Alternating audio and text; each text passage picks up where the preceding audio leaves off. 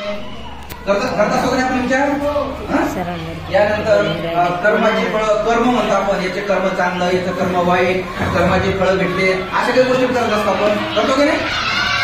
यानंतर शरीराला धागादोरा बांधणे, म्हणजे हातापायाला आपण धागादोरा सुद्धा बांधत असतो का, बांधतो की नाही.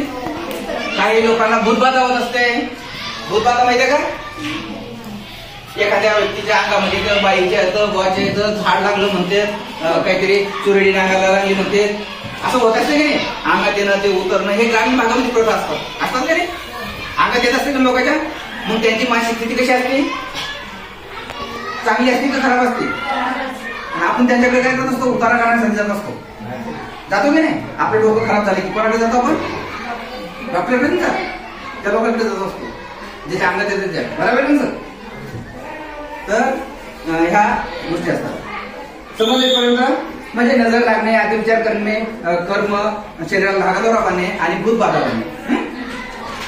आता याच्यामध्ये कसे काही गैरसमज आहेत, वस्तुनिष्ठ म्हणजे कसं, मानसिक आजार हा दुर्मिळ आहे. कसा आहे, मानसिक आजार हा दुर्मिळ आहे.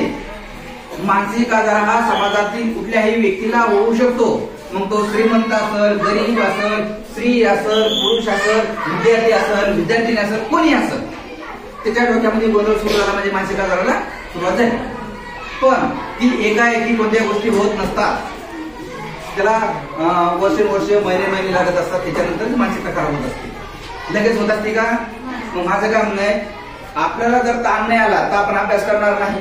त्याच्यासाठी थोडासा ताण यायलाच पाहिजे, त्याचं व्यवस्थापन व्हायला पाहिजे, बरोबर की नाही. यानंतर मानसिक आजार हे दुर्बलतेचे लक्षण आहे. मानसिक आजार हे दुर्बलतेचे एक लक्षण आहे. मानसिक आजार हे 400 दोष नसलेली वैद्यकीय स्थिती आहे, ज्यासाठी औषध उपचार उपलब्ध आहेत. पण आपण ते औषध उपचार घेतोय का. एखादा मानसोपचार तज्ञाकडे जर व्यक्ती गेला तर काय म्हणतो, तो पागल झाला म्हणून तो मानसोपचार तज्ञाकडे गेला, लगेच ब्लेम करतो का नाही आपण. यानंतर मानसिक आजार असलेले लोक हिंसक असतात. मानसिक आजार असलेले बहुतेक लोक हिंसक नसतात आणि गुन्हेगारांना कमी शक्यता असते. म्हणजे काय असतं, गुन्हेगारीचे प्रमाण जे वाढलेले आहे ते कशामुळे वाढलेले आहे की एखाद्या खेड्यापाड्यात असेल, कुठं तरी असेल, तो वेडा असतो, त्याची मानसिकता खराब असलेली, कोणी तर तिची विनाकारण पुढे करते.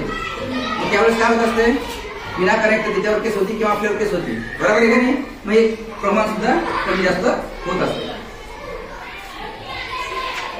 मग आता बघा, बरेचसे लोक आहेत की ते लोक डिप्रेशन मध्ये गेलेले होते. तुम्हाला चित्र ओळखता येतील का, कोण आहे. मनीषा कोइराला, दीपिका पादुकोण, शाहरुख खान आहेत का, हे लोक आहेत. पण यांचं जे डिप्रेशन मध्ये गेलेलं होतं, पण त्यांनी त्याचं व्यवस्थापन केलेले आहेत का. क्रिकेटपटू, विनोद कांबळे वगैरे आहेत. म्हणजे हे व्यवस्थापन आलं पाहिजे. ताण तणाव, टेन्शन, चिंता, किती या गोष्टी येणारच आहे, या गोष्टी घडणारच आहे, घटना घडणारच आहे, परिणाम होणारच आहे. ओके.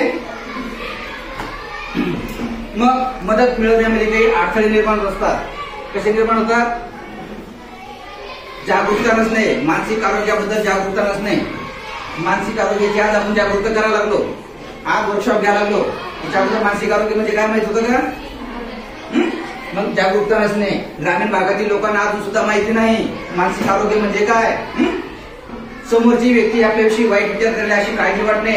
मग एखाद्या व्यक्तीला मानसिक आजार जर झाला आणि आपण जर त्याला सांगायला लागलो तर लोक त्याला नाव ठेवतील, लोक म्हणतील त्याला मानसिक आजार झालेला आहे किंवा वेड्याच्या परिस्थिती निर्माण झालेल्या आहे असं त्याला नाव ठेवते. त्याच्यामुळे काय करतो, लोकांसोबत त्या गोष्टी सांगत नाही, संवाद साधत नाही. संवाद सुद्धा कमी झालेला आहे, बरोबर की नाही. पहिला आपण एकमेकांसोबत बोलायचो, ती चर्चा कमी झालेली आहे.